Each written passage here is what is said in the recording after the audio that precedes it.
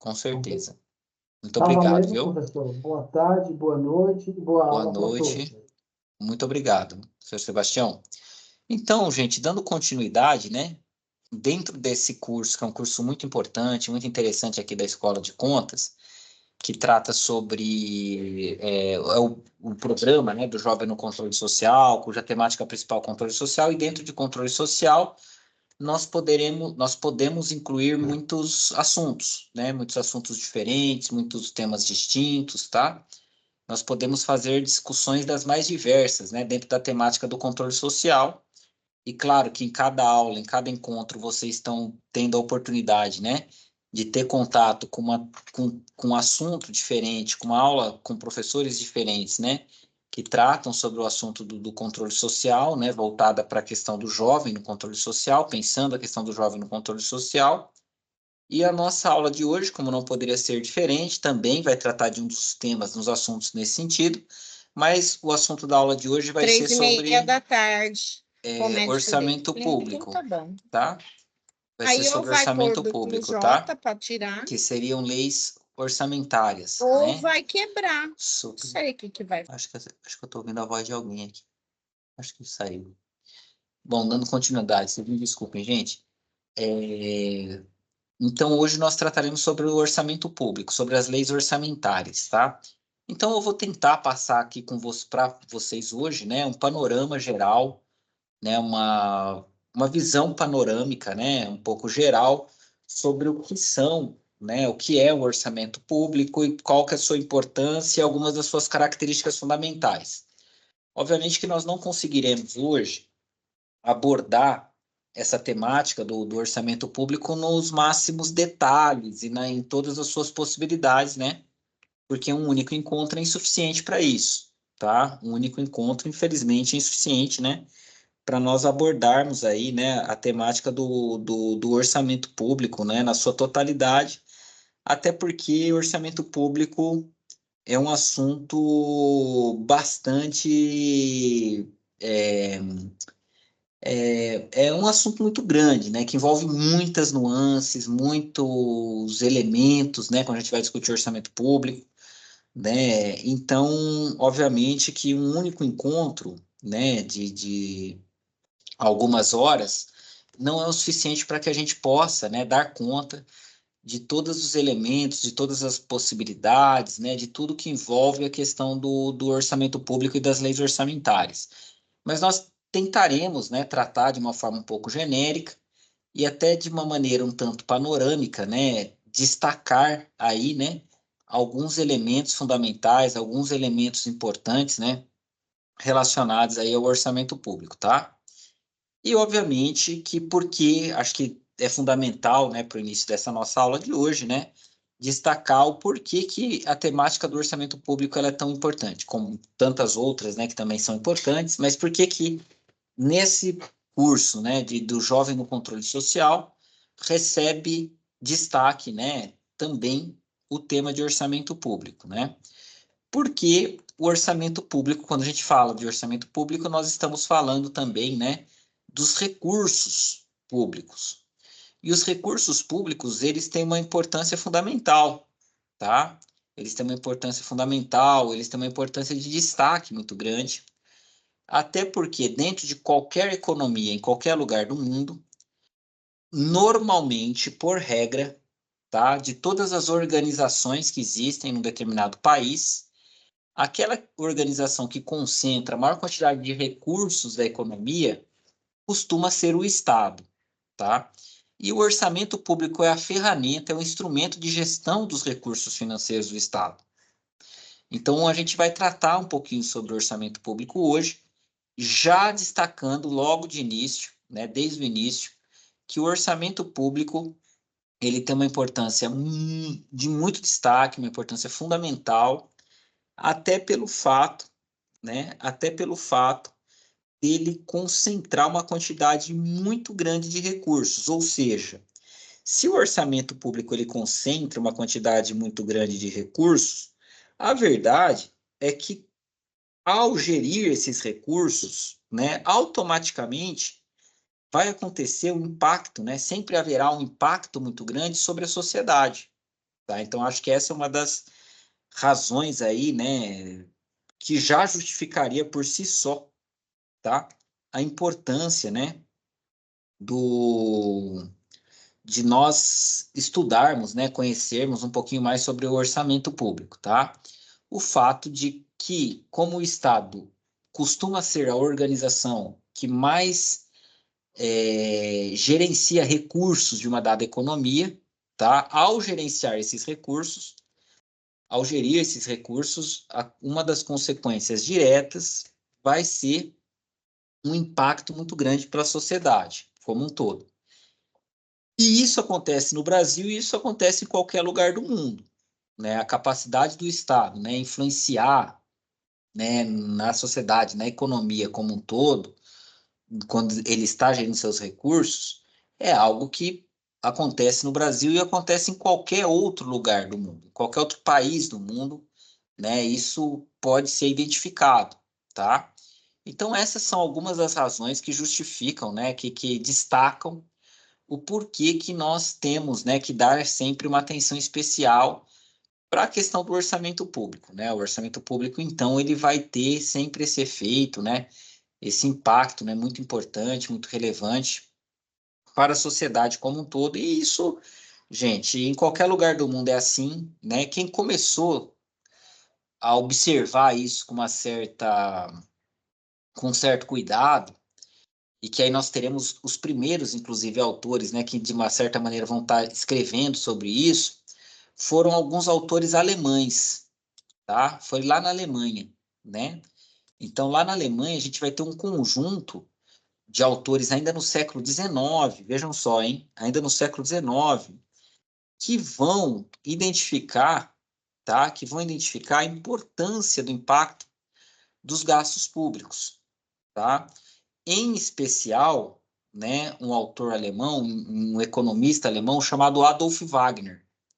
E uma das coisas que merece muito destaque em relação ao Adolf Wagner foi o fato dele ter percebido que o desenvolvimento social, o desenvolvimento econômico, né, o desenvolvimento de um determinado país, ele era diretamente proporcional, né, ao aumento dos recursos, né, do orçamento público. Então, o Adolf Wagner, lá no século XIX, na Alemanha, ele percebeu que quanto mais desenvolvimento a gente tem, né, mais o Estado, do ponto de vista econômico, se faz presente. Mais recursos o Estado utiliza no, do orçamento público. Isso faz todo sentido, né? Porque qual que era o parâmetro de desenvolvimento no século XIX que o Adolf Wagner possuía?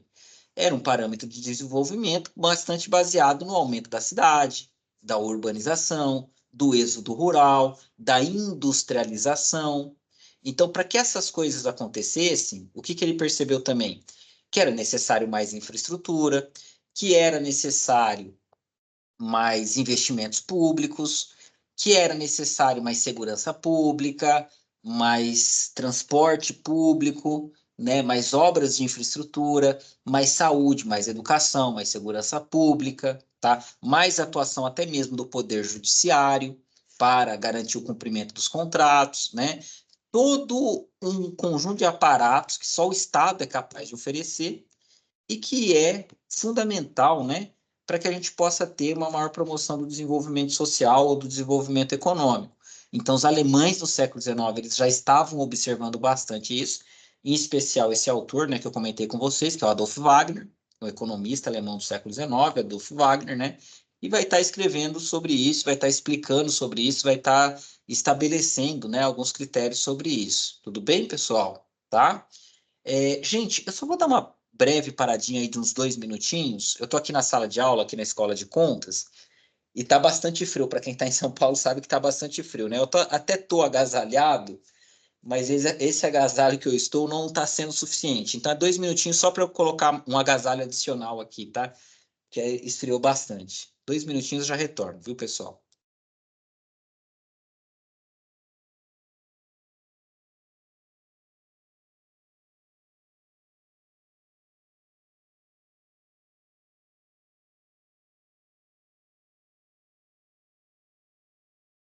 André? Oi, André.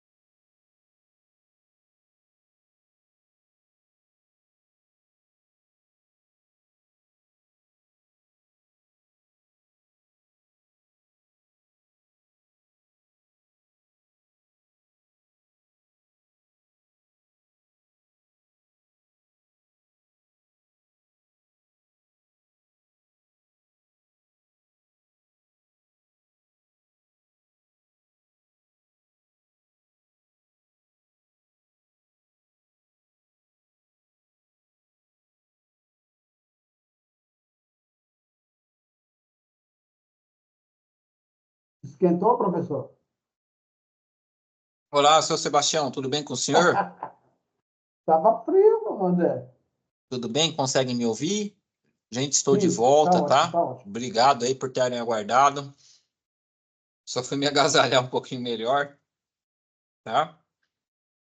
Bom, gente, então dando continuidade, tá? Então o orçamento público ele tem um impacto muito grande sobre a economia e sobre a sociedade, tá? Isso é uma característica do orçamento público e por isso que, né, como é que eu posso dizer, se dá tanta atenção ao orçamento público ou deveríamos dar muita atenção ao orçamento público, né?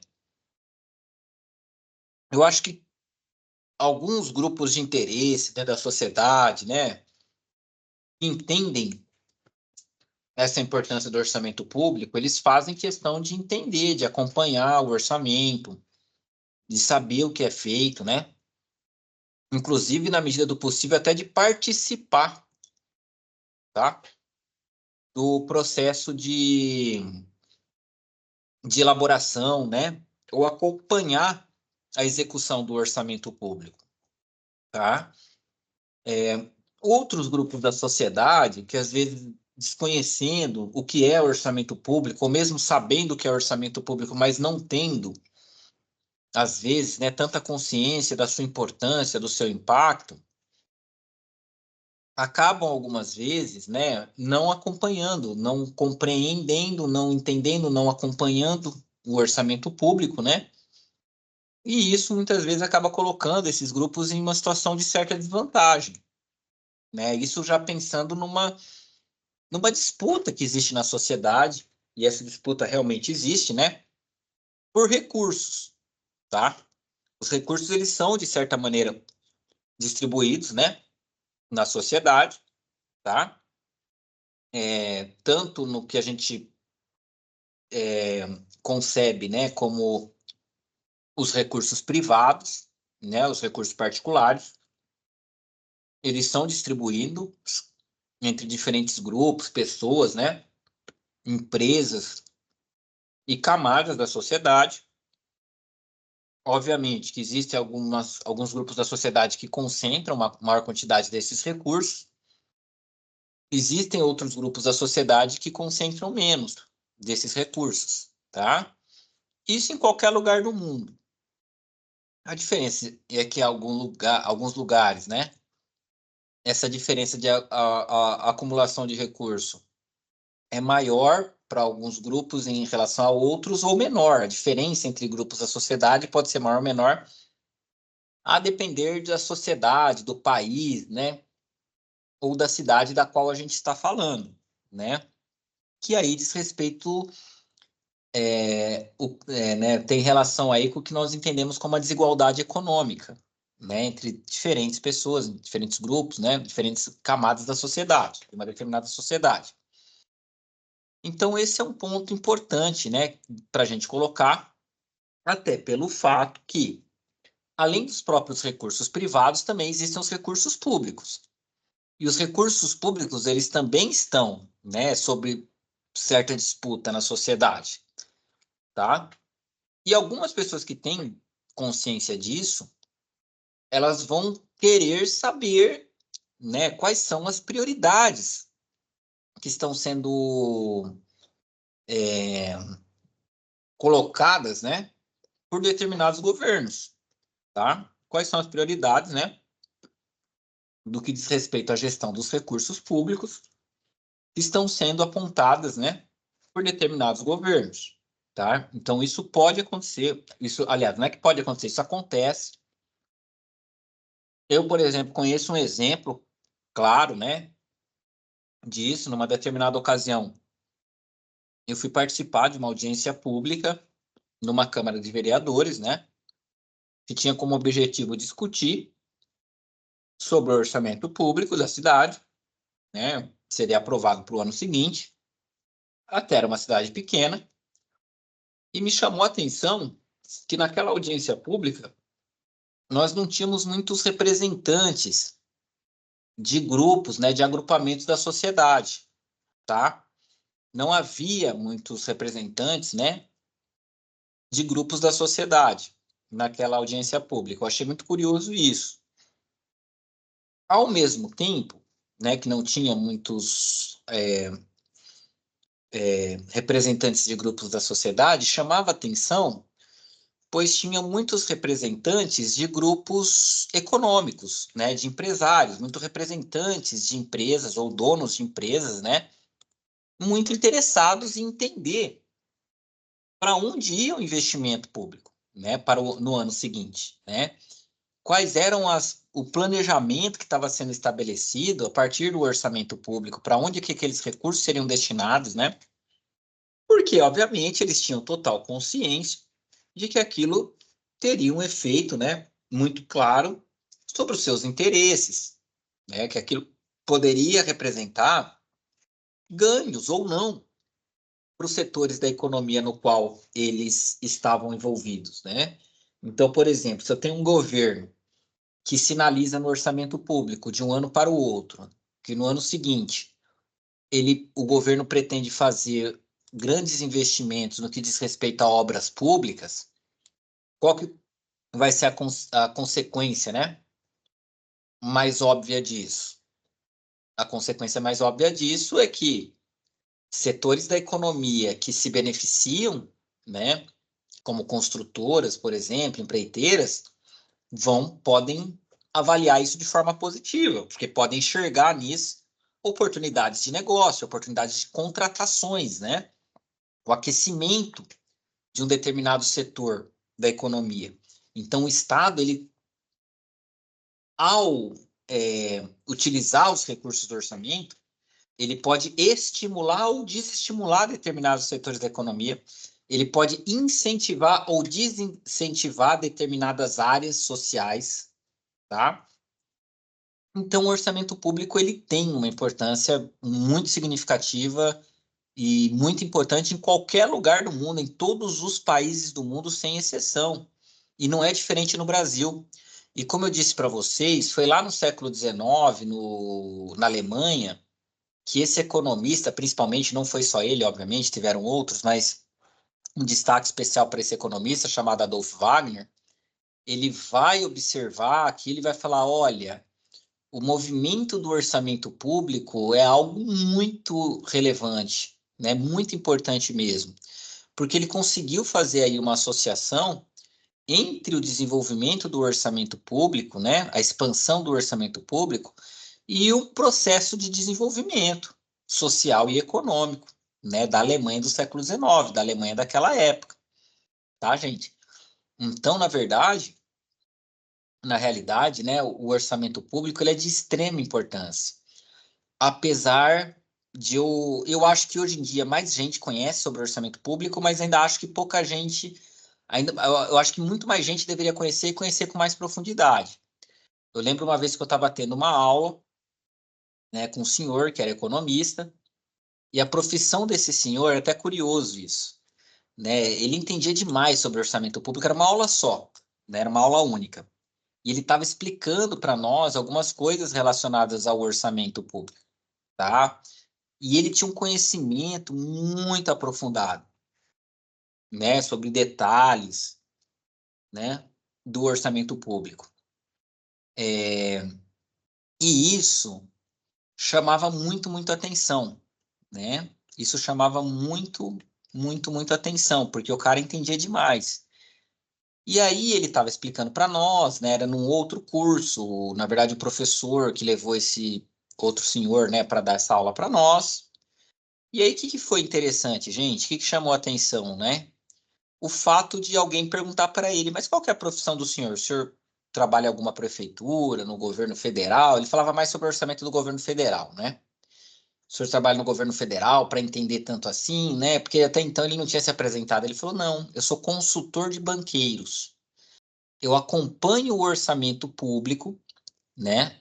Para entender quais são os movimentos do Estado brasileiro e eu subsidio com informações donos de bancos, tá? Eu subsidio com informações donos de banco. Falo, olha, no orçamento está falando isso, no orçamento interpretava o orçamento público para os donos, para alguns donos de bancos brasileiros, né?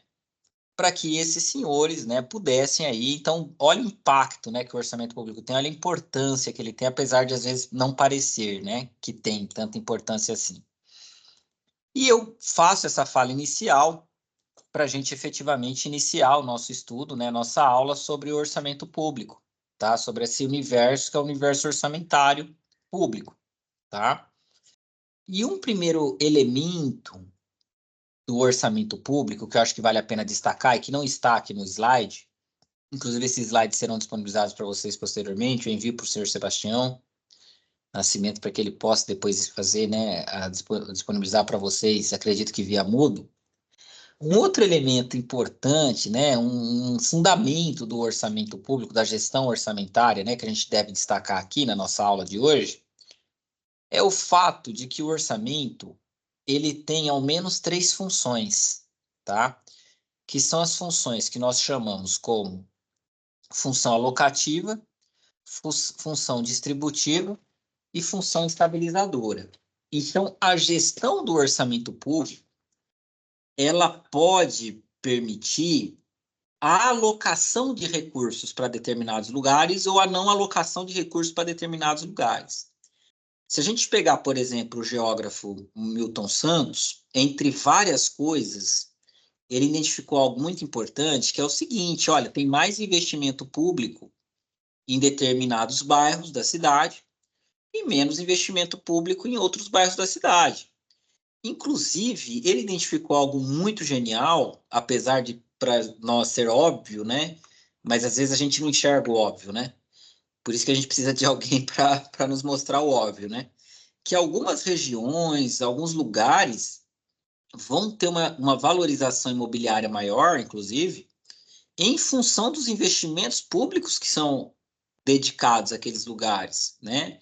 Então, às vezes, porque tem um parque, porque tem um hospital, porque tem uma universidade, né? Porque tem metrô, porque tem uma avenida, tá? Porque a calçada é maior, porque a rua é maior, a via é maior, né? Porque tem sistema de água e esgoto, né? Porque tem sistema de luz. Então, existe um conjunto de investimentos públicos que podem, muitas vezes, impactar diretamente, tá? Impactar diretamente nos investimentos públicos, na dinâmica do lugar, de um determinado lugar. E assim é no Brasil e assim é em qualquer lugar do mundo. Então, ao gerenciar o orçamento público, o que que o Estado faz? Ele aloca recursos, tá? Uma das coisas que o Estado faz ao gerenciar o orçamento público, ele consegue alocar recursos, ele consegue transferir recursos para um lugar ou para um grupo de pessoas ou não, ou para outro grupo de pessoas ou para outro lugar, tá? Então a gente tem essa lógica, que é uma lógica de alocação de recurso via orçamento público, tá? Esse é um primeiro ponto importante. Um segundo ponto importante do orçamento público é que com o orçamento público também podemos utilizá-lo, né, para uma ação, para uma atividade distributiva. O que que significa essa atividade distributiva, gente? Significa o seguinte, dentro da nossa sociedade, dos nossos modelos econômicos, né, sobretudo dos modelos econômicos, né, que nós denominamos como, do sistema econômico, né, que nós denominamos como sistema capitalista, uma das características, né, do capitalismo, algo que é intrínseco ao capitalismo, é o fato de haver, né, concentração de riqueza, né, da riqueza, da renda, ela se concentrar para algumas pessoas, para alguns indivíduos, em detrimento de outros, né? Então, isso é um elemento característico do nosso sistema econômico. Claro que tem lugares que essa concentração é menor e tem lugares que essa concentração é muito maior, tá? Se a gente pega, por exemplo, a Índia, né, há uma concentração, uma diferença, né, entre grupos da sociedade, né, que é abismal. E tem lugares que essa diferença ela é menor, né? A gente pega, por exemplo, uma Finlândia, uma Austrália, né? A gente vai perceber que há desigualdade também, há diferenças, né, de riqueza entre as pessoas, mas não é tão acentuado como, por exemplo, é na Índia, tá? Ou mesmo como é, por exemplo, no Brasil. E o orçamento público, ele é visto como um instrumento que pode ser utilizado também para uma melhor distribuição da renda, tá? Das pessoas, da riqueza dentro da sociedade. Então, seria um pouquinho a ideia, né? Seria um pouquinho a premissa de que a gente poderia utilizar os recursos públicos, né? Aliás, o orçamento público, poderia gerenciar o orçamento público, né? Com o intuito de fazer com que ele estabeleça aí, né? Parâmetros, né? Busque, né? Uma melhor divisão da riqueza entre as pessoas de um determinado país, uma determinada cidade, uma determinada localização, tá? Que reduza um pouco as desigualdades, né? Então, a gente pode pensar a gerência do orçamento público também sob uma perspectiva de redução, ainda que seja impossível a redução total, né? Mas algum tipo de redução das desigualdades existentes no nosso sistema econômico, das desigualdades existentes na nossa sociedade, tá? Então, também é possível, né? Também é possível olhar para o orçamento público com esse olhar, né, com essa perspectiva, né? Quais são os grupos mais vulneráveis, quem que tem menos, quem que tem mais carência, né? Então, essas são as pessoas que normalmente precisam mais do orçamento público, em tese, né? Porque nem sempre o orçamento público é, é, nem sempre o orçamento público ele é gerenciado sob essa perspectiva de priorizar as pessoas que têm maiores necessidades, né, que sofrem mais, né, as pessoas é, que, que, que precisam mais, né, do orçamento, né, aquelas pessoas que se encontram em situação de maior vulnerabilidade, que se encontram, né, em situações, né, que são situações que são aqueles que mais precisam, tá? Então, nem sempre o orçamento público, infelizmente, ele é gerenciado dessa maneira. Ele é gerenciado assim, ele é gerenciado dessa forma, tá? E isso não é só no Brasil, né? Isso em diversos lugares do mundo, né? Eu acho que um país onde isso tem se tornado bastante acentuado cada vez mais, né? Que tem recebido bastante destaque, essa incapacidade do governo gerenciar o orçamento público de modo a reduzir as desigualdades, né? E permitir as pessoas, né? E permitir que as pessoas que estão em maior situação de vulnerabilidade, situação, né, pior, tenham mais oportunidades. Um grande exemplo disso é os Estados Unidos, né, onde cada vez mais aumenta a pobreza, onde cada vez mais aumenta a miséria, onde existe um Estado, de fato, que faz frente a algumas coisas, por exemplo, a questão da alimentação, né? É um Estado que tenta garantir, o Estado norte-americano tenta garantir a questão da alimentação, mas é um Estado que peca em diversas outras áreas, como, por exemplo, saúde, ou, por exemplo, moradia. Tá? Existem países muito mais pobres que são, né, que conseguem gerenciar muito melhor seu orçamento público de modo a oferecer políticas públicas, ações, né, com muito mais proteção na área da saúde ou na área da moradia do que os Estados Unidos, que é uma grande potência econômica, que é um país riquíssimo, tá? Então, a gestão do orçamento público, ela vai definir essas coisas. E, além disso, né, a gente fala que o orçamento público tem uma terceira função, que nós chamamos de função estabilizadora, com a qual o orçamento público ele seria capaz, né, ele teria aí o potencial de nos ajudar para alcançar melhores condições de alguns indicadores econômicos, tá? Como, por exemplo, inflação, taxa de desemprego, né?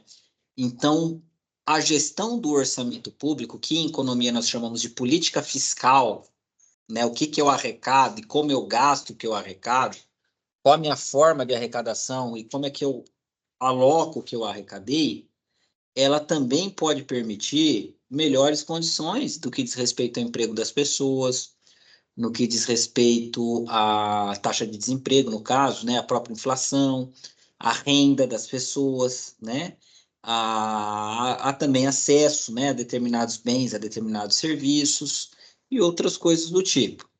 Então, isso por si só, né, essa grande introdução que eu fiz até agora, serve para nos mostrar o quão importante é o orçamento público e o quanto ele impacta a nossa vida, né? Gostemos nós ou não, acreditemos ou não, concordemos ou não, a grande verdade é que o orçamento público ele está impactando a nossa vida diariamente, em relação a tudo, tá? Como o Estado gerencia os seus recursos, vai trazer impactos, né, dos mais distintos para todas as pessoas no mundo.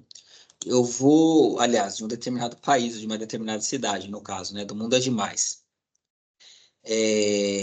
Eu vou compartilhar aqui no chat um link com vocês que eu acho bem interessante, pensando essa ideia de controle social, mais especificamente do orçamento público, chama Orçamento Fácil, é um material produzido pelo Senado Federal, né? Muito interessante, gente, porque aqui vocês terão quase como se fossem mini aulas bem curtinhas, bem lúdicas, né? Com temas dos mais diversos relacionados ao orçamento público, tentando explicar para pessoas normais como nós, né? Do que se trata o orçamento público. Que até uma criança, talvez, assistindo esse conteúdo, poderia constituir aí muito, né? Muitos entendimentos, né? Relacionados ao orçamento público, tá bom? Então, eu coloquei aí no chat o link de acesso, né? Esse conteúdo está disponível lá no YouTube, tá bom, pessoal? Tá? Qualquer pessoa pode acessar, tendo acesso à internet.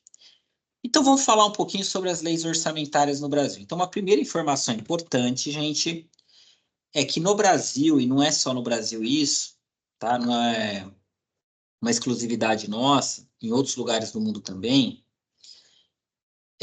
o orçamento público ele é uma lei, tá? O orçamento público ele se constitui na forma de lei. E nós temos essa garantia de que o orçamento público é lei no Brasil a partir do artigo 165 da Constituição Federal de 88. tá? Então, essa é uma primeira informação importante, pessoal, que nós temos em relação ao orçamento público. O fato do orçamento público no Brasil ser lei, tá? Ser uma lei. Então, isso é um primeiro elemento, né? Muito importante mesmo, tá? Muito importante mesmo, tá? Que a gente merece aí dar destaque. Outro elemento importante do orçamento público, né, brasileiro, é o fato do orçamento público brasileiro ele não ser uma única peça. Ele é três peças distintas. Ele se constitui por três peças distintas que nós veremos hoje, na nossa aula de hoje, né? E nós trataremos, né, especificamente cada uma delas, mas apresentando suas especificidades, né, suas principais características.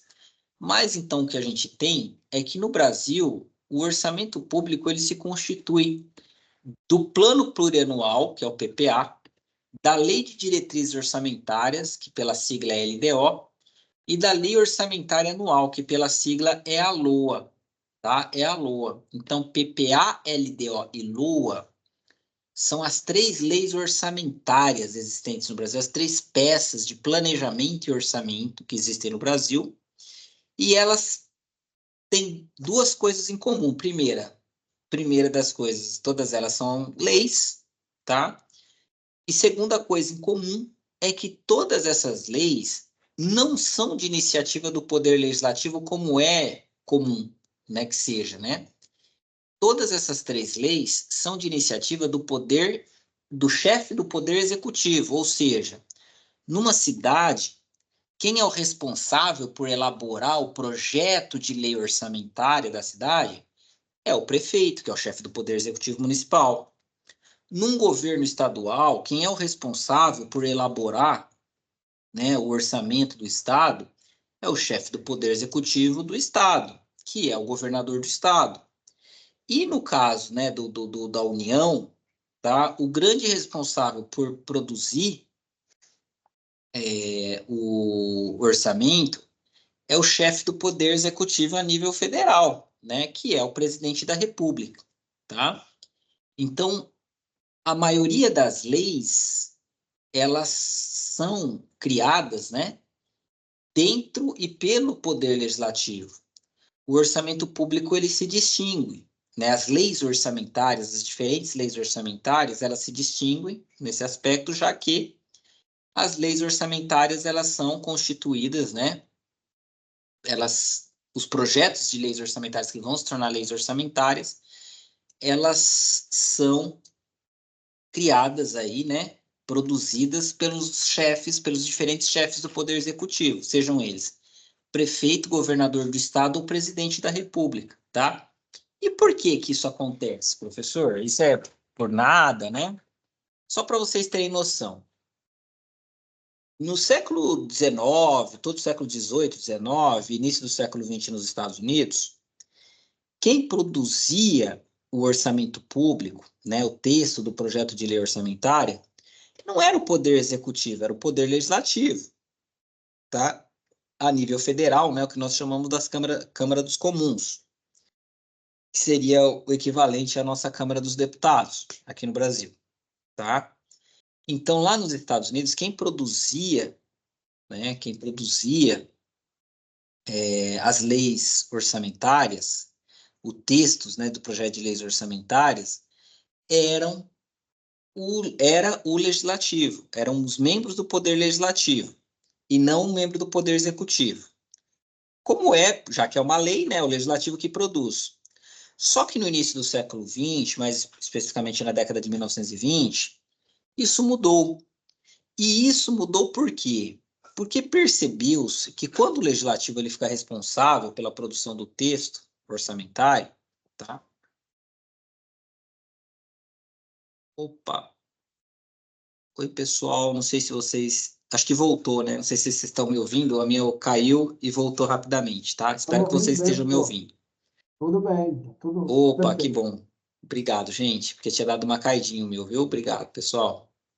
Então, pessoal, o que acontece é que lá nos Estados Unidos, então, durante muito tempo, era os representantes do Poder Legislativo, né, quem fazia, né, as leis orçamentárias, quem produzia as leis orçamentárias, e num determinado momento isso deu problema, né?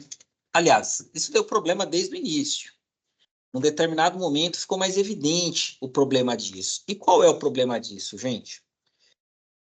Os parlamentares, normalmente, eles possuem votos mais ou menos concentrados em determinados territórios. Observou-se que quando os parlamentares eles ficavam responsáveis por criar as leis orçamentárias, né, o projeto de lei orçamentária, uma das consequências era que esses mesmos parlamentares, eles priorizavam que os gastos públicos fossem voltados, né, fossem destinados aos territórios nos quais eles tinham mais votos. E aí regiões, às vezes até por serem pouco populosas, né, pequenas, que não possuíam nenhum parlamentar as representando, isso eu estou falando lá dos Estados Unidos, viu, gente?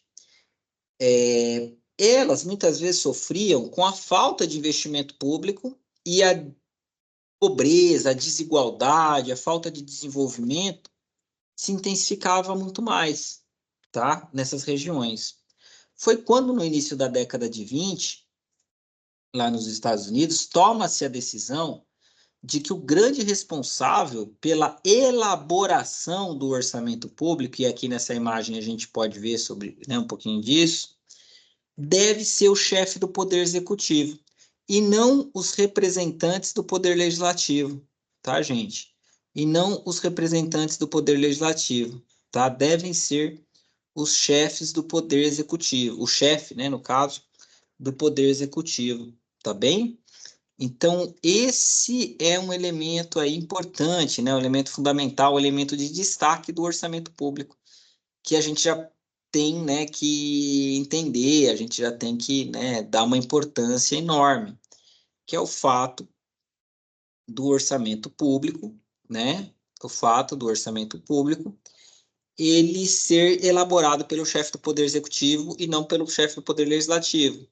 Por quê? Porque entendeu-se que o chefe do Poder Executivo, ele não vai querer voto só de um território, né, gente? Ele vai querer o voto de todos. E ao querer o voto de todos, é mais racional que ele também faça investimentos que, de certa maneira, tente agradar o máximo possível de gente. E se ele quer agradar o máximo possível de gente, ele teria uma capacidade maior distributiva, né? E alocativa desses recursos do orçamento público, tá? Mas apesar de quem elabora o orçamento público, o seu chefe do Poder Executivo, a verdade é que a aprovação do orçamento público, ela se dá nas casas, nos parlamentos, né, nas casas legislativas. No caso dos municípios, nas câmaras municipais, no caso dos estados, nas assembleias legislativas, e no caso do governo federal brasileiro, no Congresso Nacional, que é a união da Câmara dos Deputados mais Senado Federal. Então, a aprovação do orçamento público, ela se dá através, né, da ação, da atuação dos nossos parlamentares. Então, não é porque o chefe do Poder Executivo elaborou o orçamento público que isso por si só já se vale, está tudo bem, está tudo resolvido. Não é assim. A elaboração é uma das etapas. Ainda depende de uma aprovação, tá, gente? E essa aprovação, ela só vai acontecer, né, caso o legislativo ele queira, mas normalmente o legislativo ele é bastante, claro, com algumas exceções, né, mas historicamente o legislativo ele é bastante colaborativo com a aprovação do orçamento público, até porque os próprios legisladores eles têm interesse, né, eles não têm interesse que as coisas parem de funcionar, que não tenham um orçamento, até porque se isso acontecer, né, se isso acontecer, é um prejuízo, né, em termos de reputação e pode gerar uma cobrança para esses mesmos parlamentares. Então, por regra, né, eles são colaborativos na aprovação do orçamento que o prefeito, que o chefe do Poder Executivo propôs. Porém, eles também podem fazer alterações ao texto, tá? Eles também podem fazer alterações ao texto, né? Eles podem, né, os parlamentares, fazer alterações ao texto, tá? Eles podem, inclusive, incluir um instrumento, né, que existe no Brasil, que é o instrumento das emendas parlamentares, que são quando esses parlamentares eles destinam recursos do orçamento público para determinadas ações, ou para determinados territórios, ou para determinados públicos específicos, que normalmente são públicos aí que são seu eleitorado, né? Pessoas que votam nesse parlamentar, normalmente, não necessariamente, mas normalmente tá? Então, o Poder Legislativo, gente, ele vai aprovar e ele pode ele pode fazer modificações. Uma observação importante, gente, o o Poder Legislativo ele pode fazer modificações no orçamento público proposto pelo Poder Executivo de forma indiscriminada, conforme sua própria vontade? Não. E para isso, existe uma comissão permanente nas casas legislativas previstas pela Constituição Federal de 88, que vai receber alguns nomes um pouquinho distintos de um lugar para outro, mas que, de modo geral, é conhecida, né, como a Comissão Permanente, tá? Comissão Permanente de Finanças, Orçamento Públicos, né? E planos ou planejamento, tá? Então, a comissão permanente, no geral, na maioria das câmaras legislativas, né? O importante é que ela cumpra a função prevista na Constituição e o nome dela vai variar um pouquinho. Mas normalmente ela é considerada aí como a comissão de orçamento e finanças, às vezes orçamento, finanças e planejamento, às vezes orçamento, finanças e fiscalização, tá? Mas ela vai organizar um pouco essa comissão permanente, ela vai sempre tentar organizar essa interferência e colocar limites, inclusive, né? Nas interferências, né, que os legisladores, que os parlamentares podem querer exercer sobre o orçamento público. Tudo bem? Após a aprovação pelo Poder Legislativo, a maior parte dos recursos do orçamento público são executadas, ou seja, são realizadas pelo chefe do Poder Executivo, pelo Poder Executivo, tá? Então, é o Poder Executivo quem realiza a maior parte, né, da execução orçamentária. Tá bom? Por quê? Porque a maior parte do orçamento está destinada ao Poder Executivo, ao chefe do Poder Executivo, tudo bem? Então, gente, se a gente pega a estrutura de um Poder Executivo de uma prefeitura, tem Secretaria de Educação, Secretaria de Saúde, né? Muitas vezes Secretaria de Habitação, de Obras, de Transporte, dentre outras, tá? Do Verde, do Meio Ambiente, Esporte, Lazer, né? Cultura, Secretaria de Cultura, dentre outras. Então, de fato, o Poder Executivo ele concentra um conjunto maior de responsabilidades, de atribuições e de recursos. E ele vai executar, ou seja, ele vai realizar uma quantidade maior desses recursos. Ele vai gastar uma quantidade maior desses recursos comparado ao orçamento como um todo, né? A quantidade que vai para as atividades do Legislativo, apesar de não serem poucas, não é uma quantidade pequena, né? Mas é uma quantidade bastante inferior ao que sobra para o executivo, porque imagine vocês para administrar uma cidade, né, gente?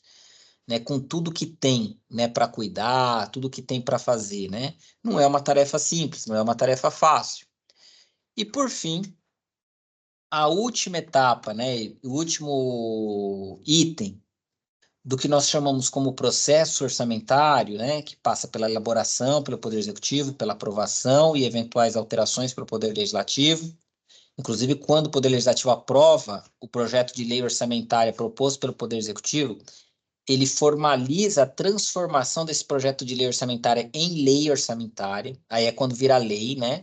Tá? Até porque só o Poder Legislativo, né, pode aprovar as leis no Brasil. Poder executivo aí é mais a execução, quer dizer, né, é mais o poder executivo, né, que vai realizar aí os gastos, é a realização dos gastos, né, o processo de realização dos gastos. E para fechar e finalizar, né, compete ao Poder Legislativo, com o apoio dos tribunais de contas, com auxílio dos tribunais de contas, das cortes de contas, que são órgãos técnicos, né, formados por técnicos, que praticam a fiscalização, realizar o controle do orçamento público, inclusive julgar as contas, tá? O Poder Legislativo, então, ele vai aparecer no processo orçamentário 2 vezes. Ele aprova o projeto de lei orçamentária transformando em lei, e ao final do processo ele verifica se a execução, se o planejamento e outros elementos do orçamento público foram realizados, né, foram praticados da maneira correta, da maneira adequada, tá? Então, o processo orçamentário ele funciona como quase como se fosse um ciclo. Então, ao gerenciar o meu orçamento público, eu utilizei as técnicas adequadas, eu respeitei as leis, tá?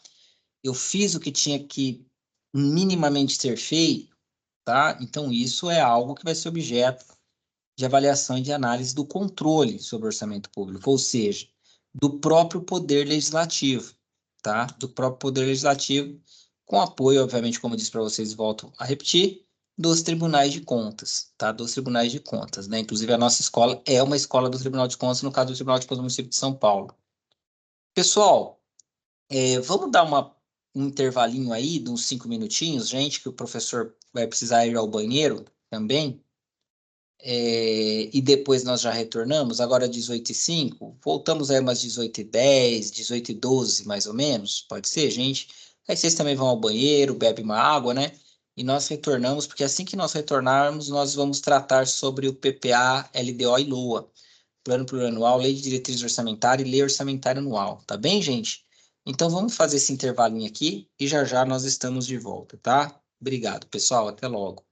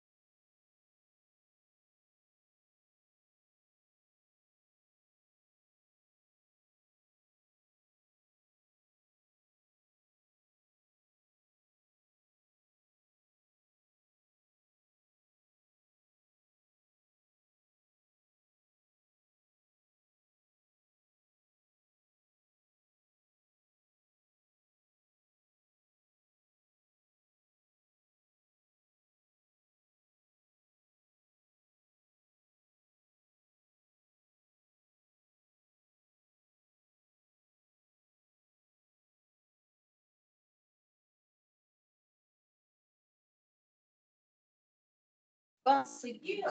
Internet.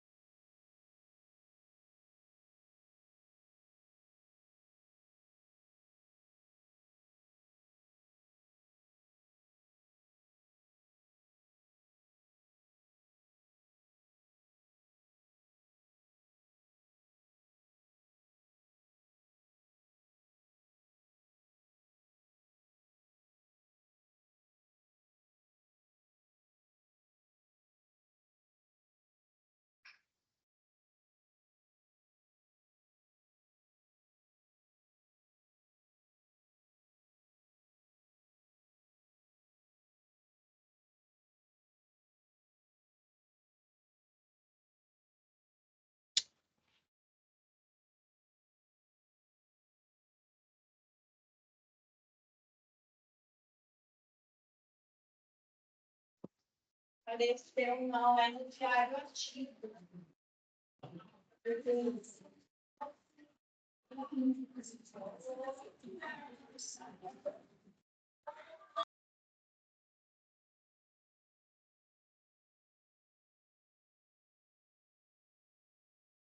Tudo bem?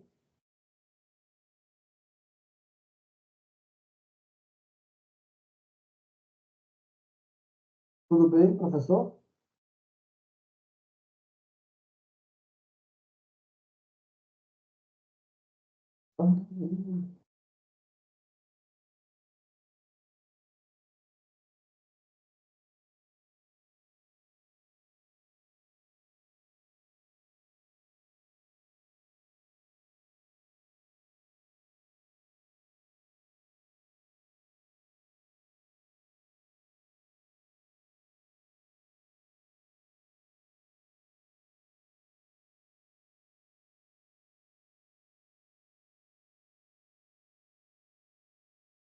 Olá, pessoal, retornando então. Acho que agora a gente volta, né? Ok, professor. Tudo bem? Tudo bem, senhor Sebastião? Espero que Tudo vocês jóia, estejam me tudo certo. ouvindo bem, tá? Eu Então, consigo tá ouvir perfeito. vocês. Tá bom? Então, retornando à nossa aula, né? Já fizemos o intervalinho aí, né? Esse primeiro intervalo. Então, gente, a gente falou sobre o processo orçamentário, processo de elaboração, aprovação, execução e controle do orçamento público. O Poder Executivo é responsável pela elaboração e pela execução da maior parte do orçamento. O Poder Legislativo é quem aprova o orçamento e que é responsável por realizar o controle desse orçamento. Essa tabela que eu coloquei aqui, gente, é só ilustrativo, depois a gente vai disponibilizar esse material, não vou ficar aprofundando nela, tá? Mas é só para mostrar que o processo orçamentário, ou seja, essas etapas aqui, elas acontecem em períodos diferentes, a depender do órgão, né, do ente, tá? Então, para cada município, para a União, a gente tem uma data específica que é estabelecida na Constituição Federal de 88, mas o governo do estado, ele pode, e ele faz isso, ele estabelece uma outra data na sua Constituição estadual. Assim como os municípios, eles costumam estabelecer datas para acontecer o processo orçamentário, também distintos aí, baseados aí na sua lei orgânica, tá? Municipal, tá bom? Então, só para mostrar que as datas do processo orçamentário no Brasil, elas não são coincidentes, tá? É só para mostrar que as datas do processo orçamentário no Brasil, elas não são coincidentes, tá bom? É só para mostrar isso para vocês, né? Que eu coloquei essa imagem, depois eu vou disponibilizar esse material aqui para vocês, professor Sebastião, tá? E o encontro do PPA, LDO e LOA, lembra, gente, que são três instrumentos de planejamento e orçamento, três peças orçamentárias, né? Eles vão constituir o que nós chamamos de sistema orçamentário brasileiro, tá? Eles vão constituir o que nós denominamos, né, o que nós chamamos, o que nós consideramos como sistema orçamentário brasileiro, tá? O sistema orçamentário brasileiro, tá? Então, o que que seria o sistema orçamentário brasileiro? O sistema orçamentário brasileiro, ele é esse encontro entre plano plurianual, LDO e LOA. PPA, LDO e LOA, plano plurianual, lei de diretriz orçamentária, lei orçamentária anual. Quais são as características, né, de cada um deles? O PPA, né? O PPA, ele tem a característica de ser um instrumento de planejamento e orçamento público que, né, dura aí, né, tem prazo de duração por um período de 4 anos, tá? Então, durante 4 anos, né, nós teremos um único PPA, um único plano plurianual, tá? Aí por um período de 4 anos, tá bom? A LDO e a LOA, elas já são anuais. Todo ano a gente vai ter uma LDO nova e todo ano a gente vai ter uma LOA nova. Todo ano uma lei de diretriz orçamentária nova, todo ano uma lei orçamentária anual nova. E o PPA, né, como eu já falei para vocês e volto a repetir, é a cada 4 anos, né, que nós teremos aí o PPA, tá? O PPA a cada 4 anos, LDO e LOA, né, sempre anual, né, uma por ano. Todo ano a gente tem uma LDO e uma LOA, né, todos os anos, tá? Uma diferente. E o PPA não, já vale por um período de 4 anos. Então, a partir de agora a gente começa a falar e conhecer um pouquinho sobre o PPA, né, sobre o plano plurianual. Todo instrumento, gente, de orçamento, seja ele o PPA, LDO e LOA, ele não é considerado apenas uma lei, ele também é considerado um instrumento de planejamento. E por que que ele é considerado um instrumento de planejamento? Ele é considerado um instrumento de planejamento justamente porque, tá? Ele é considerado como instrumento de planejamento justamente porque através da alocação dos recursos, através da gestão desses recursos, né, é possível planejar, né? Planejar o quê? Planejar a ação pública, planejar as políticas públicas, planejar os investimentos públicos, planejar as interferências do Estado sobre determinada sociedade, sobre determinada economia. Então, o PPA, o Plano Plurianual, né, ele não é um instrumento apenas legal, né, não é apenas uma lei, mas também um instrumento de planejamento. Então, nós chamamos ele, né, como instrumento legal de planejamento. É o PPA que estabelece as prioridades e direcionamento das ações do governo por um período de 4 anos. Ou seja, o PPA, gente, ele basicamente acaba sendo um encontro entre os objetivos que o governo possui e como serão alocados recursos para se alcançar esses objetivos. Então, suponhamos que um dos objetivos que o governo possui é zerar as filas por creches de mães, né, por vagas em creches. Suponhamos que isso é um objetivo. O que que o PPA vai mostrar? A quantidade de recurso, né, que é necessário para se alcançar esse objetivo, tá? Para se alcançar esse objetivo, tá bom? O PPA, então, é tido como um dos principais instrumentos de planejamento governamental, tá? O planejamento governamental, ele é algo fundamental, né? E o Estado, né? Cabe ao Estado planejar, né? O Estado, ele costuma agir numa lógica de planejamento e não é hoje que o Estado faz isso, tá? De tentar planejar suas ações, né? Pelo menos deveria fazer, né? E deveria fazer muito bem feito. E um bom planejamento, ele é entendido como aquele planejamento que ele é baseado não em achismos, né?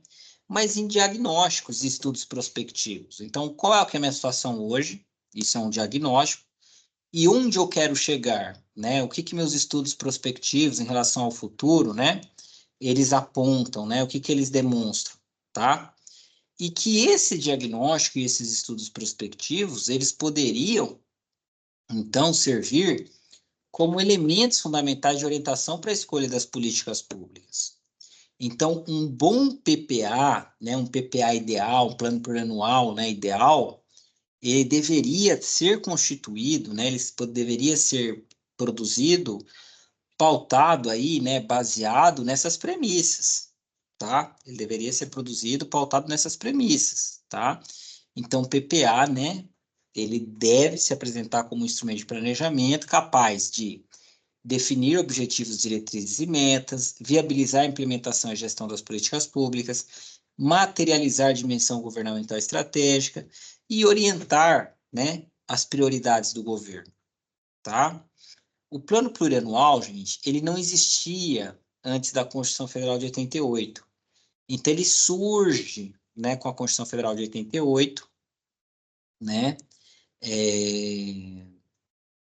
no seu artigo 165, quando diz que o plano plurianual, né, é a lei que vai instituir, aliás, a lei que institui o plano plurianual estabelecerá, de forma regionalizada, a gente vai ver o que isso significa, né, as diretrizes, objetivos e metas da administração pública federal para as despesas de capital e outras delas decorrentes, e para as relativas aos programas de duração continuada. Então, a Constituição, ela estabelece aí, praticamente, um critério básico, né, do que compõe o PPA, né, do que caracteriza o PPA, do que caracteriza o Plano Plurianual, tá? E aí a gente fala aqui em regionalizada, diretriz, objetivos e metas, despesas de capital, né? E o que seria isso, basicamente? O que são essas coisas? A gente vai ver já já, né? O que são cada uma dessas coisas. Mas antes disso, tem algumas características fundamentais que a Constituição Federal de 88 ela estabelece para o Plano Plurianual. Entre as quais, uma delas a gente já falou, o Plano Plurianual ele tem a vigência de 4 anos, tá? Uma informação importante, gente. Quando a gente ouve falar que o PPA tem duração de 4 anos, nós poderíamos também, né, partir do pressuposto, se ele tem duração de 4 anos, e um governo também tem duração de 4 anos, né? A gente eventualmente poderia partir do pressuposto que os 4 anos, né, de vigência do PPA coincidem com os 4 anos de governo, sendo que isso é algo que não ocorre, tá? Sendo que isso é algo que não acontece, tá bom? Na verdade, os 4 anos de governo não coincidem com os 4 anos de PPA, tá, gente? Os 4 anos de governo não coincidem com os 4 anos de PPA, tá? Isso é um elemento importante, isso é um elemento relevante, tá? Ou seja, o primeiro ano de PPA, de um plano plurianual, ele só vai ocorrer no segundo ano de um determinado governo. No primeiro ano do governo, os governantes, o prefeito, ele vai estar elaborando o projeto de lei que vai, né, levar ao PPA, tá? Que vai se traduzir no PPA no primeiro ano de governo, tá bom? Então, aquele governo só vai ter um PPA a partir do seu segundo ano de governo. Ou seja, o primeiro ano de governo, tá? O primeiro ano de governo, ele coincide com o momento onde vai estar sendo produzido o PPA. O segundo ano de governo será o primeiro ano do PPA. O terceiro ano de governo será o segundo ano do PPA. O quarto e último ano de governo será o terceiro ano do PPA. E o quinto ano, aliás, quinto ano de governo não, né? Porque não tem, né? O mandato não tem 5 anos, né? E somente, gente, no primeiro ano do próximo governo é que nós teremos, né? No primeiro ano do próximo governo é que nós teremos aí, né? O último ano do PPA, o primeiro ano do próximo governo, tá, gente? Repetindo, o primeiro ano do próximo governo é o último ano do PPA, né, que foi produzido, desenvolvido durante o governo anterior. Então, o PPA, ele vai ter vigência no segundo, terceiro e quarto ano de um governo e no primeiro ano do governo seguinte, tá bom? E o PPA, gente, ele deve apresentar prioritariamente os investimentos, né? Quais são os investimentos? O que nós chamamos de despesas de capital, né? Aqueles gastos públicos que têm duração de mais de um ano, né? Por um período maior, tá? Aqueles gastos públicos que têm duração por um período maior.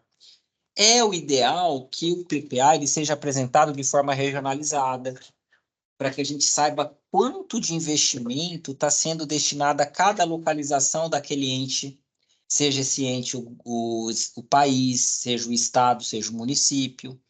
Então, pensemos nós aqui no caso do município de São Paulo, né, pessoal? É um município enorme, extremamente populoso, um dos maiores, uma das maiores cidades, inclusive, né, do mundo, né? São Paulo é uma das maiores cidades do mundo, tá? E desconfio que seja a maior cidade da América do Sul, tá? E desconfio que seja a maior cidade da América do Sul também, né? Então, a regionalização, né? A regionalização da do PPA, né, apresentar quanto de investimento vai para cada região, gente, é algo fundamental, né, é algo importantíssimo, é algo necessário, né, e algo que tem um efeito bastante importante, né, bastante relevante aí para que a gente possa, né, estabelecer, né, e determinar é, exatamente aí, né, quanto que há, né, de investimento para cada lugar. Tá? Então, a busca, né, pela apresentação dos investimentos que se dão em cada lugar, tá? Em cada região, seja do estado, seja do país, seja da cidade, é fundamental, né? É fundamental no PPA, tá? Eu vou construir uma escola, mas eu vou construir a escola onde? Em que lugar? Eu vou construir um hospital, uma UBS, mas em que lugar, né, que você vai construir, tá? E fora isso, né? O PPA ele tem que apresentar diretrizes, que são que as linhas norteadoras que definem o rumo do PPA a ser seguido, o conjunto de instruções e orientações, né, que direcionam as medidas que o governo vai adotar, objetivos, né, que resultados que o governo o PPA ele não passa, né, pessoal, de um instrumento, de uma ferramenta de gestão, né? Em resumo, o PPA ele é uma ferramenta de gestão, né? Ele é um instrumento de gestão, tá? Então, qual é, né, outro ponto de destaque sobre o PPA, né, qual é os objetivos que eu quero alcançar, tá? Ou quais os resultados que eu quero atingir, né, fazendo os investimentos, quais as metas, né, dentro desses objetivos, quais as metas que eu pretendo, né, obter, tá? O que nós chamamos aqui, gente, essa palavra aqui parece uma palavra um pouco técnica, né, despesa de capital, mas em resumo são os investimentos, né? O PPL tem que mostrar, que nós também chamamos como despesa de capital, os investimentos, sobretudo aqueles investimentos que duram mais que um ano. Por exemplo, a construção de um metrô, construção de um hospital, construção de uma escola. No Brasil, infelizmente, a gente não consegue fazer isso, né, em menos de um ano, não costuma fazer isso em menos de um ano. Então, ele ultrapassa, né, um período, um prazo maior, e a gente precisa, então, incluir, né, isso no PPA, tá? No plano plurianual, esses investimentos, né, que ultrapassam um ano, né, um período de tempo aí maior, tá? Do que um ano. E um outro ponto, gente, que o PPA ele também se preocupa em apresentar, pessoal, é o fato de que isso acontece na nossa vida pessoal também, né, gente? Sempre que eu tenho uma despesa de capital, sempre que eu faço um investimento, eu vou ter despesas em função desse investimento. Então, se eu construo uma casa, eu vou ter as despesas relacionadas à casa. Se eu compro um carro, eu vou ter as despesas relacionadas a um carro. Isso na nossa vida particular. Em relação ao Estado, não é diferente. Se eu construo linhas de trem, linhas de metrô, escolas, hospitais, eu vou ter um custo de manutenção desses bens de capital, tá?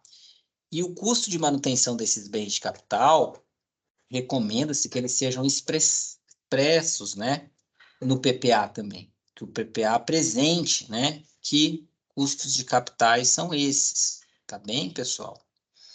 E aqui o PPA, né, o Plano Plurianual da cidade de São Paulo, que foi durante 4 anos, 2014, 15, 16 e 17, né, portanto 4 anos. Eu tirei uma fotografia aqui, né, um print, né, que fala, né, para que vocês pudessem ver, tá? Para que vocês pudessem ver aqui, porque dentro nós temos os programas, né? O PPA ele é formado por um conjunto de programas. Aqui a gente destacou um único programa, que é o Programa Coleta Seletiva de Resíduos Secos e Orgânicos. E aqui tem algumas informações específicas, né? O que será feito, quais as ações, né? As metas, né, desse PPA. Implantação de centrais de triagem, material reciclável automatizado, implantação de ecopontos, onde, né? E aqui é a indicação das subprefeituras, né? Aqui está com sigla, mas MO eu acredito que seja Moca, PI é Pinheiros, né?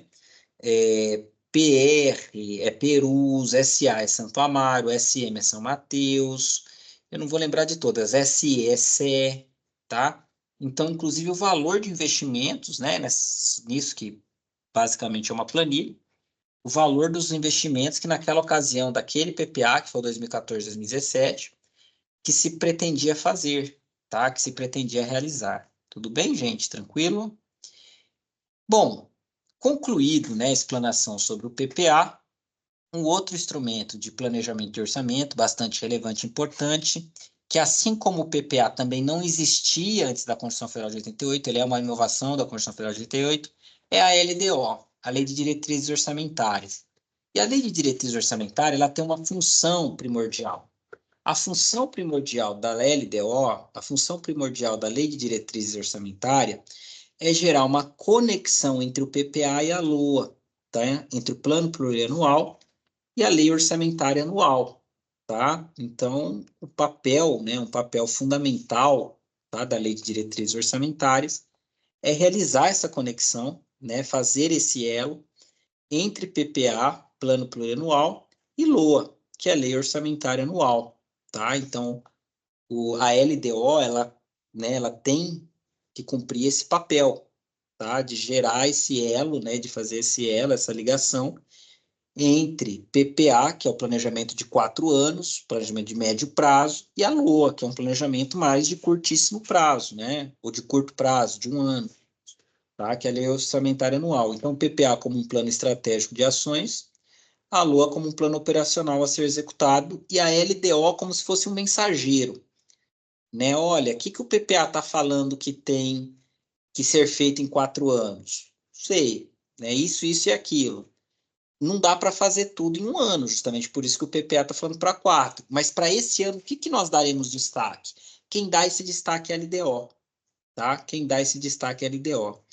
Então, gente, a LDO, que é a Lei de Diretriz Orçamentária, né? Enquanto o PPA ele determina grandes metas e prioridades para um período maior de tempo, que nós chamamos aí de médio prazo, pessoal, a LDO ela é responsável por garantir a concretização do PPA e a realização das metas, né, nele fixadas, tá? Então, a LDO ela tem esse papel, né, de observar o PPA, né, de dar atenção ao PPA e, por exemplo, o PPA falou que dentro de 4 anos tem que construir uma escola, por exemplo, tá? Vamos supor que o PPA disse isso, né? Vamos supor que o PPA está falando isso. Se o PPA estiver falando isso, gente, cabe à LDO, durante esses 4 anos, ano a ano, ir extraindo coisas do PPA e falando, olha, se a gente daqui 4 anos quer construir a escola, talvez no primeiro ano a gente precisa comprar o terreno.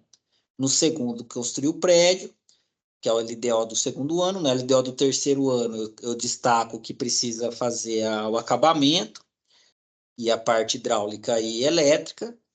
E no quinto ano, talvez imobiliar essa escola. Aliás, no quinto não, no quarto ano, né? Porque são 4, não são 5. No quarto ano, mobiliar essa escola. E assim eu consigo, né, cumprir com essas 4 etapas, tá? Lei de Diretrizes Orçamentárias, né, LDO. Então, também foi prevista e criada pela Constituição Federal de 88, e ela vai estabelecer aí metas, prioridades, né?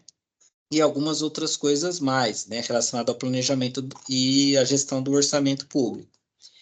Entre as metas, né? O que seriam essas metas, né? Porque também tem meta no PPA. Mas no PPA são metas para 4 anos. Na LDO já são metas anuais, né? São partes ou fases do objetivo estabelecido pelo PPA, das metas do PPA, né? Já são metas para 1 ano só, né? E o propósito é medir o nível de alcance dos objetivos e quantificação física daqueles programas que estavam no PPA. Então, as metas da LDO, elas têm que buscar, elas têm que tentar sempre, né? Realizar aí, né? Realizar, viabilizar que a LDO, né? Ela possa apresentar ano a ano quais são as principais metas, né? As metas de destaque, tá bom? Então, são essas metas que nós chamamos aí como metas anuais, tá? PPA, metas quadrienais, metas para 4 anos. A LDO, metas anuais, metas para um ano só, para apenas um ano, tá?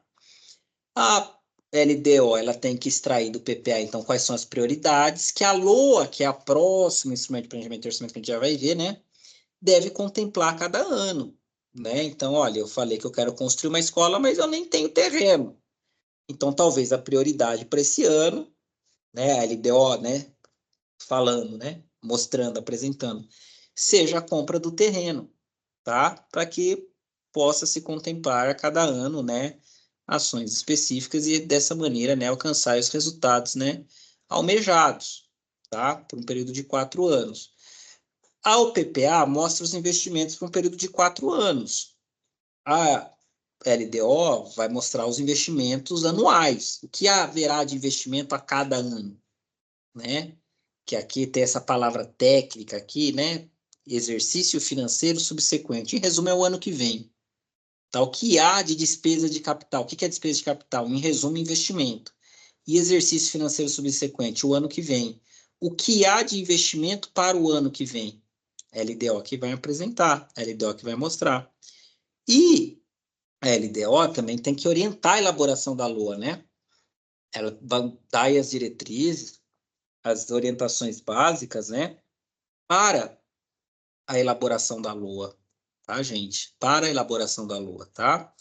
Então, esse também é um outro ponto, né? Importante, né? Esse também é um outro ponto de destaque, tá? É um outro ponto importante, é um outro ponto de destaque, né?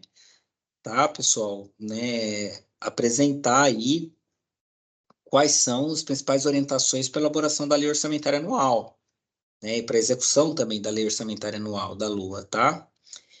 Em 2000, como resposta à crise econômica que o Brasil passou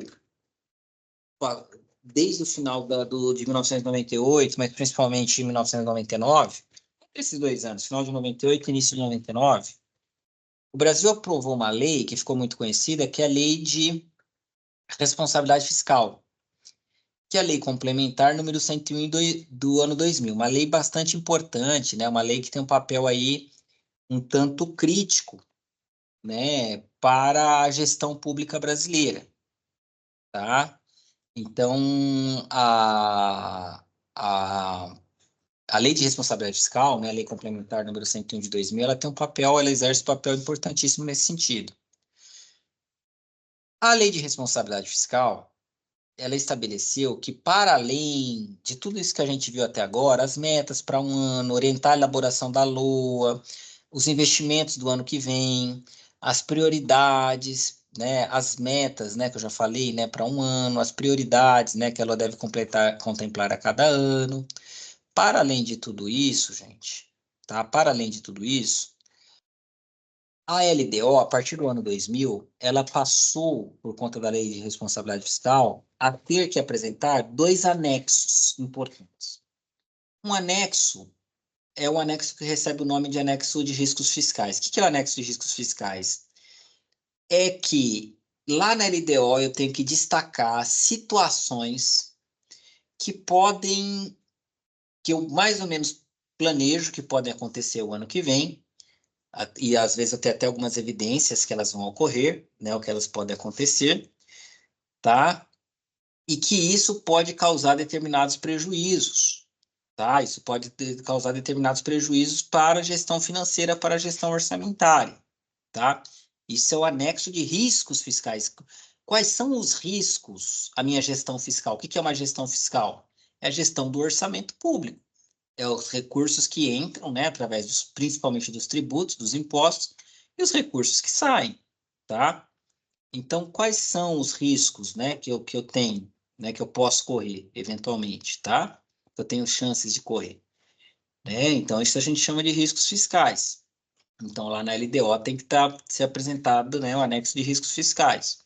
E também deve ser apresentado os anexos de metas fiscais, né? Como é que eu tenho gerenciado nos últimos 3 anos e que metas que eu estabeleci, eu cumpri ou não cumpri, né? Na medida que eu estabeleço essas metas fiscais, eu sou obrigado a cumprir, né?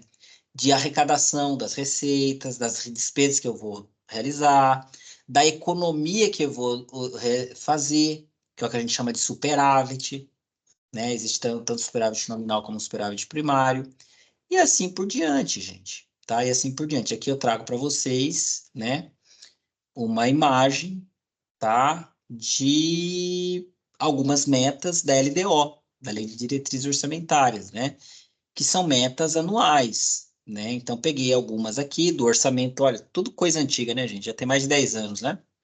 Do ano de 2012, implementação e manutenção da estratégia de saúde da família, administração do material hospitalar ambulatorial odontológico, né?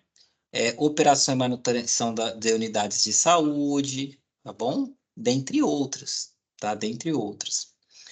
E já caminhando para a nossa finalização, né? Para a finalização da nossa aula de hoje, a gente vê o terceiro e último instrumento de planejamento e orçamento público, que é a Lei Orçamentária Anual, também conhecida como LOA.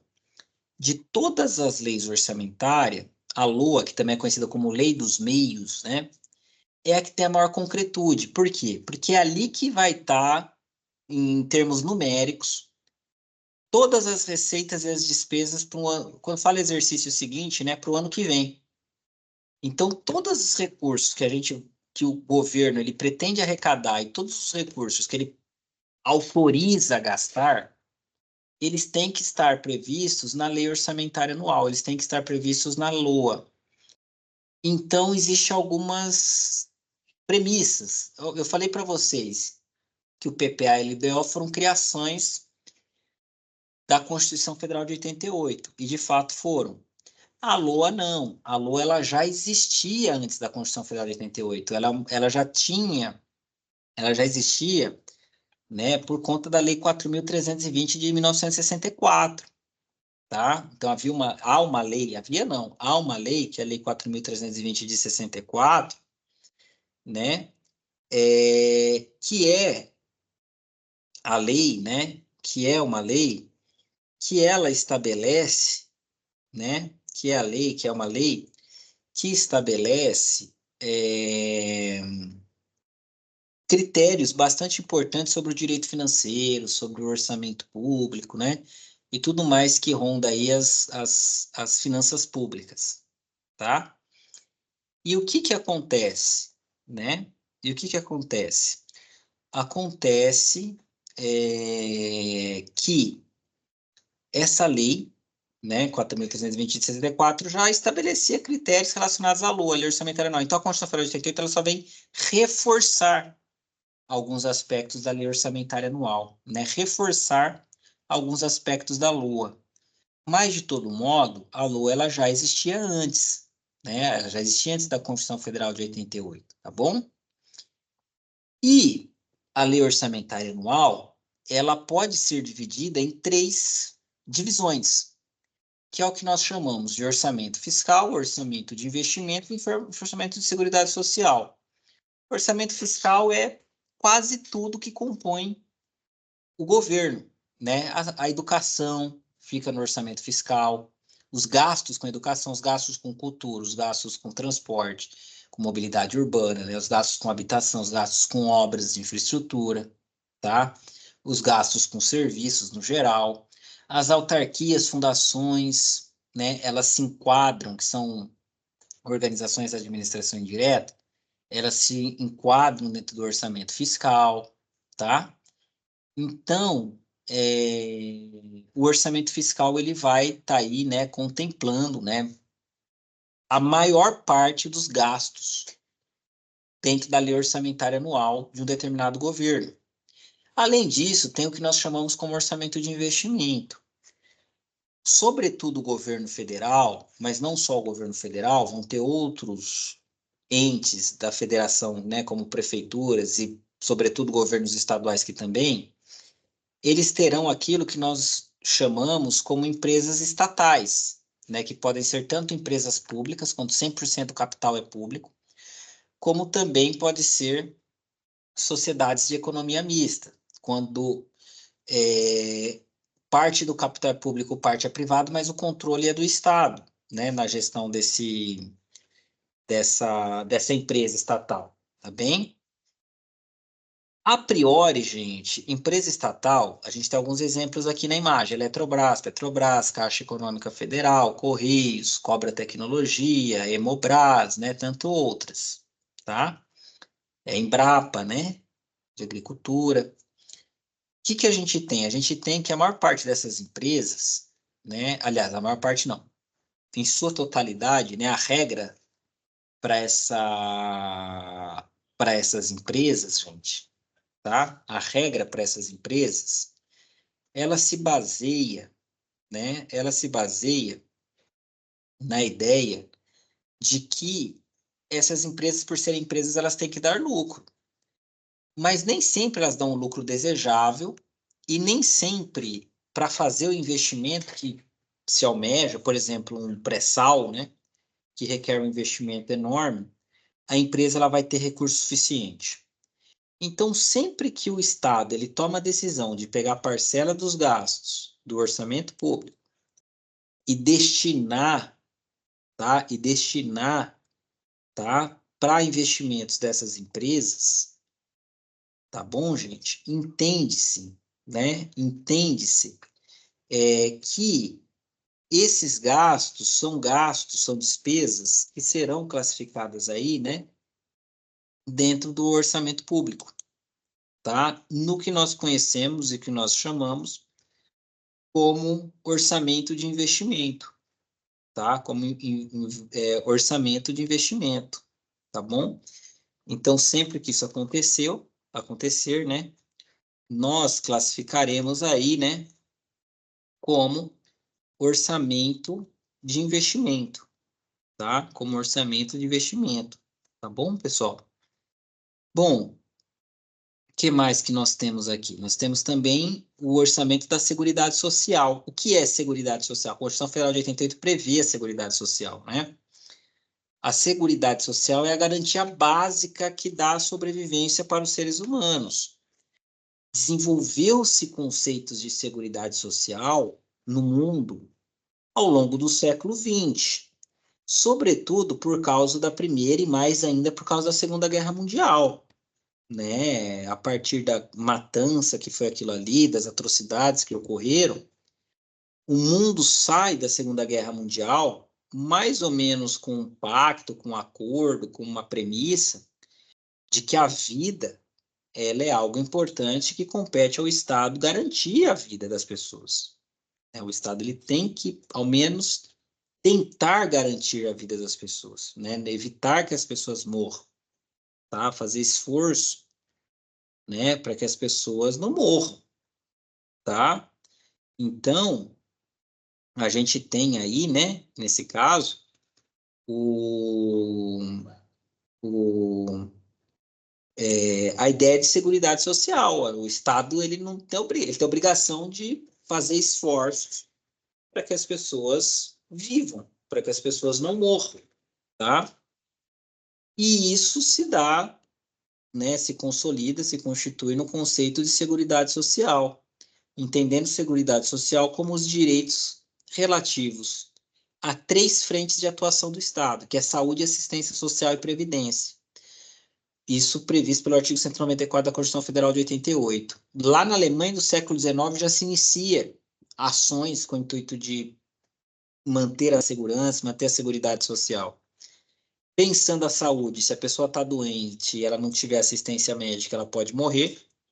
Se a pessoa está em situação de vulnerabilidade social, e por mais que talvez nós nunca estivemos nessa situação, ou imaginamos que nunca vamos estar, qualquer um de nós pode, sim, se encontrar em situação de vulnerabilidade social, tá?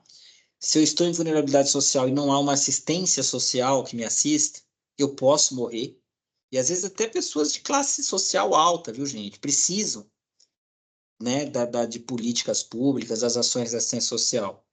E por fim, a previdência. Se eu me machuquei, se eu tenho uma determinada deficiência, se eu sou uma mulher, né, estou grávida, se eu tenho uma determinada idade, não posso mais trabalhar, e se eu não tiver uma previdência social, se eu não tiver aí, né, uma aposentadoria, uma pensão, também é um outro elemento, é um outro fato que pode me levar à morte, tá? Então, a gente tem um orçamento que é o orçamento da Seguridade Social. Quanto que uma prefeitura, um estado, ou mesmo o governo federal gasta com saúde, assistência social e previdência? Aquelas três frentes que são fundamentais para manter a vida do indivíduo. Educação não é seguridade social, não que educação não seja importante. Educação é importantíssima, mas educação não é seguridade social porque, a priori, claro que isso não é uma verdade absoluta que eu vou falar, mas se eu não tiver educação, investimento em educação, não necessariamente a pessoa vai morrer, tá? Agora, se eu não tiver atendimento médico, previdência social, assistência social, a chance de muita gente morrer é muito grande, tá? E, por fim, gente, a lei orçamentária anual, então, a LOA, como um produto final de todo esse processo orçamentário. Ela apresenta a previsão de receitas e autorização de despesas a ser realizada do exercício financeiro, ela se dá na forma de uma lei ordinária, assim como o PPA-LDO, ela também é um instrumento de planejamento, ela é conhecida como Lei dos Meios, já que ela fornece os meios necessários para que o Estado, para que o governo alcance os seus fins. Ela operacionaliza programas, né, grandes objetivos para 4 anos, quadrienais contidos no PPA, e ela também, né, contempla prioridades selecionadas aí pela LDO, né? Aquilo que a LDO destaca, né? Que deve ser prioridade para aquele ano, para um determinado ano, tá bom? Então é isso, gente. Era basicamente essa, né? A exposição que eu pretendia fazer nessa segunda aula, né? Do programa Jovem no Controle Social, para vocês, já com enfoque, né? Tentando apresentar para vocês. Eu sei que alguns de vocês com certeza já conheciam, talvez para outros, né? Possa ser um pouco novidade, tá? O que a gente está trabalhando aqui hoje, né? O que a gente está vendo aqui hoje, tá bom? Mas o que eu quis trazer para vocês, né? O que eu quis apresentar para vocês é um pouquinho do que é essa lógica, né? Do que é essa lógica, que é essa lógica do orçamento público, né? Essa lógica do orçamento público, do planejamento orçamentário, né? E toda essa dinâmica, né? Tão importante e tão necessária, né? Para a gestão dos recursos públicos, né? No Brasil. E que muitas vezes, como eu disse no início da aula, que eu volto a destacar, muitas vezes a gente não dá muita importância, muitas vezes a gente não dá muito destaque, muitas vezes a gente não dá um nível de consideração muito grande, mas a gente está falando dos recursos, né, gente? Tá? A gente está falando dos recursos públicos e os recursos públicos são muitos recursos, não que eles sejam suficientes para tudo, para todas as necessidades, não são, mas é uma quantidade bastante considerável, né, de recursos, tá, públicos, né? E esses recursos públicos, eles têm aí, né, uma importância fundamental, porque a partir de decisões tomadas, né, com o uso desses recursos, é que se vai alcançar eventualmente aí, né, determinados resultados, né, ou não, tá? Determinados resultados ou não, tá bom? Então era isso basicamente, gente, que eu tinha para apresentar para vocês, né? No que diz respeito ao orçamento público, a lógica de planejamento e orçamento, de gestão orçamentária, tá? Espero que tenha, para alguns que talvez não conheciam, que estão tendo contato talvez pela primeira vez, tenha tido um efeito aí, né, de tocá-los, né, sobre a importância de tudo isso, tá? E fico à disposição, né, para o que vocês precisarem em relação a isso, ou caso alguém tenha alguma pergunta, alguma dúvida, queira fazer alguma pergunta a partir de agora, tá bom, gente? Mas a exposição que nós tínhamos para a aula de hoje, né, para essa noite de hoje foi essa, tá bom? E agradecer, né, a participação aí de todos vocês, né, e de estarem participando desse curso maravilhoso, que é o curso do programa do programa Jovem no Controle Social. Tá bom, pessoal? Tá bom, gente? Mas era isso, basicamente, que eu tinha para falar para vocês. Tá? Se alguém tiver alguma dúvida, alguma pergunta, eu sei que é uma apresentação bem panorâmica, é uma apresentação bem superficial, né? Como eu disse para vocês, bem genérica, né? Já que a temática de orçamento público ela é muito densa e ela daria aí muito mais possibilidades, né? De debates e discussões. Mas caso alguém queira fazer alguma colocação, alguma pergunta, alguma consideração, tá? Fiquem à vontade.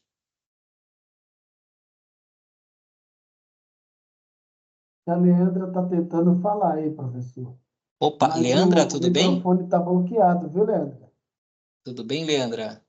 Acho que a Leandra quer falar, né, seu Sebastião? Eu tô com Isso. dificuldade aqui para ouvir.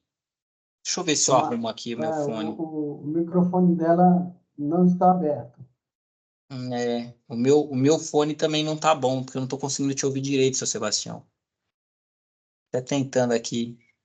E tinha um momento aqui que tava tão bom. Não sei o que aconteceu.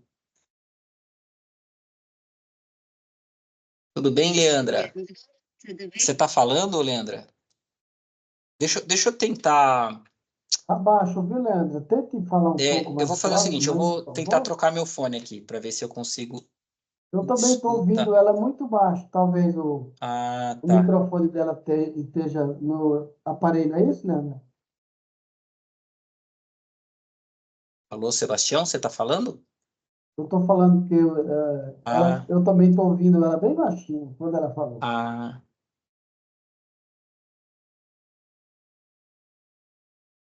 Oi, Leandra, tudo bem? Se você quiser falar, tá? Eu talvez possa ouvir. Agora talvez eu consiga te ouvir. Eu tirei o fone aqui. Para mim, o seu ficou baixo agora. Ah, o meu ficou baixo agora? Mas estou ouvindo, porque eu estou conseguindo. Eu Ah, também tá estou lhe jóia. ouvindo, Leandra. Estou lhe ouvindo.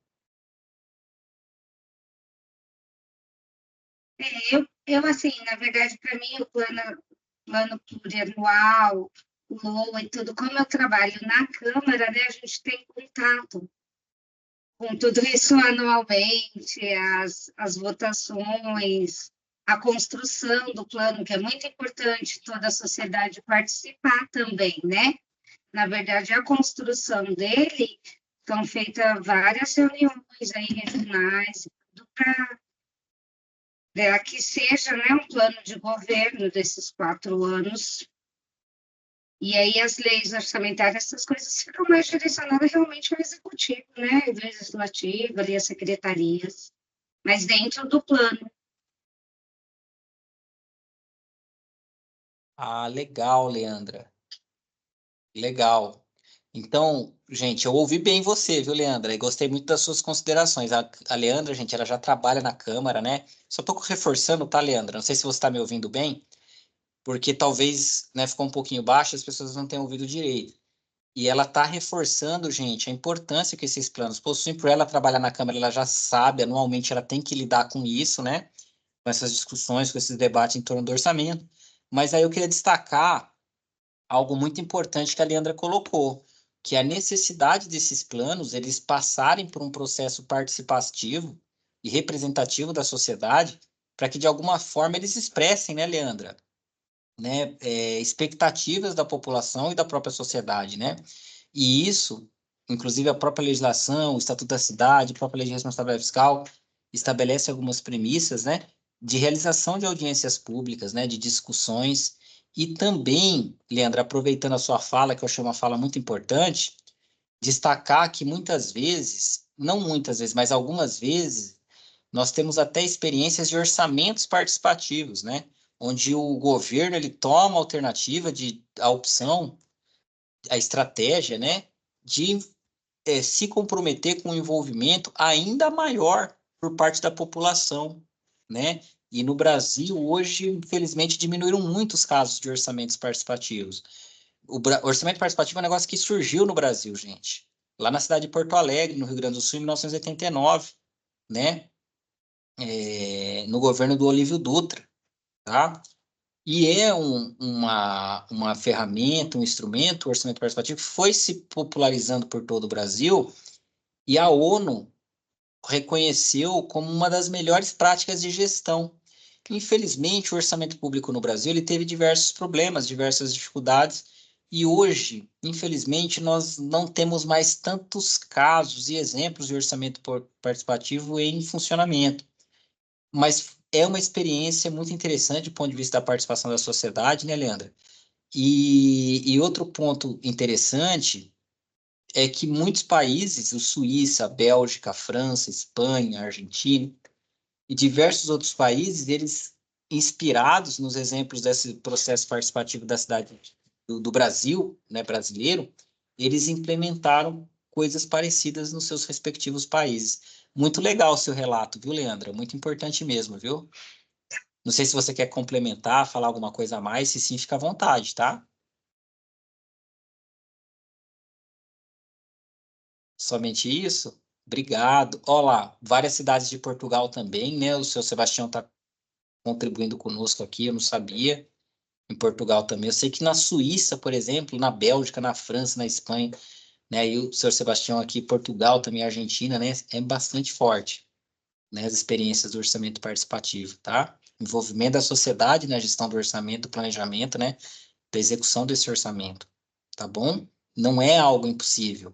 Infelizmente, muitos profissionais da área do orçamento, eles alegam que o orçamento é extremamente técnico, que somente os técnicos podem, né? E não é verdade, claro que tem muita técnica, né? E isso demanda de um corpo técnico muito qualificado para gerenciar o orçamento, mas você qualifica ainda mais o orçamento se você tiver a participação da sociedade, o envolvimento da sociedade, né? Isso é uma tendência, na minha opinião, gente, a participação da população, da sociedade, que transcende qualquer coisa, né? Isso é algo intrínseco ao próprio desenvolvimento tecnológico, social dos caminhos que a nossa sociedade tem seguido, né? Acho que é muito difícil, até os processos produtivos nas empresas, nas fábricas, né? Eles têm tido uma tendência maior por práticas participativas, né? Então, assim, a participação é algo que qualifica, né, tudo, tá? A gente aqui, por exemplo, na escola de contas está numa escola. A gente parte da premissa, do pressuposto que a participação com os alunos é algo positivo, né? Que eles vão, né, qualificar, eles vão opinar, a partir da opinião deles, a gente pode melhorar os nossos serviços. Tá bom, gente? Então é isso, basicamente. Muito obrigado, viu, Leandro, pela sua contribuição, viu? E aproveito também para agradecer o senhor Sebastião pela contribuição dele, que foi muito importante, viu, senhor Sebastião?